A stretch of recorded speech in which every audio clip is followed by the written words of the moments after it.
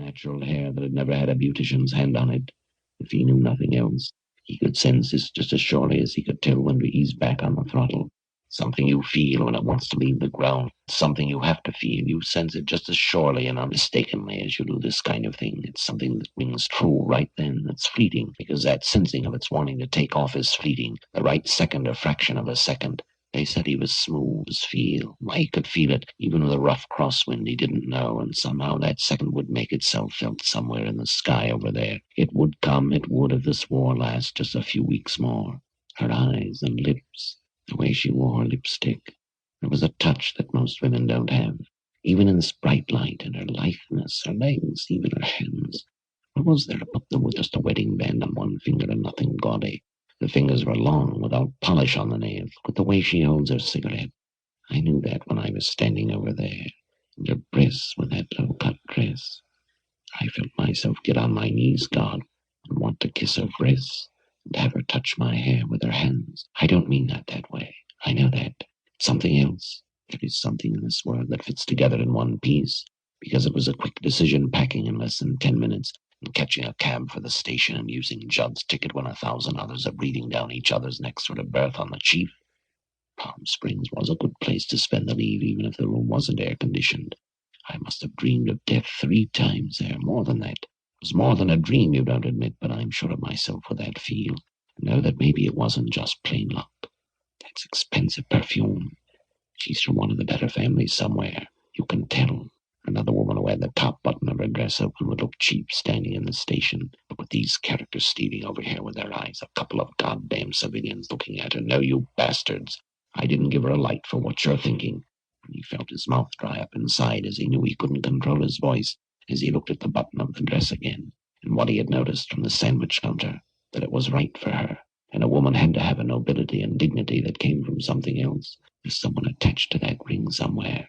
They must have grown up together, or their families, maybe. He's overseas. All aboard! The station master's voice shattered the loudspeaker. It's very kind, really it is, but I couldn't. I should have known better.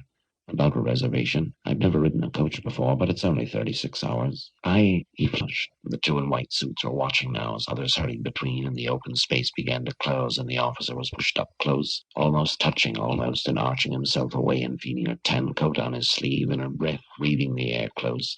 And what she exhaled, he breathed and looked to the side of her and wanted to speak again, and tried, and she smiled with her eyes and said thank you very much again, and followed the red cap, who opened the way with his truck, and others deprived him of another look at Oliver, standing now among strangers who were more civilian than military, and his wings cried where his heart was, because these people didn't give a damn that he had dreamed of death, and knew even if he did have the feel that when that moment came, might be different. And her hair, he could almost reach over to another's shoulders, keeping pace by edging his way forward nervously, watching the 2 in white who were closer now, one with a grey tinge to his hair, but tanned with youth and something else.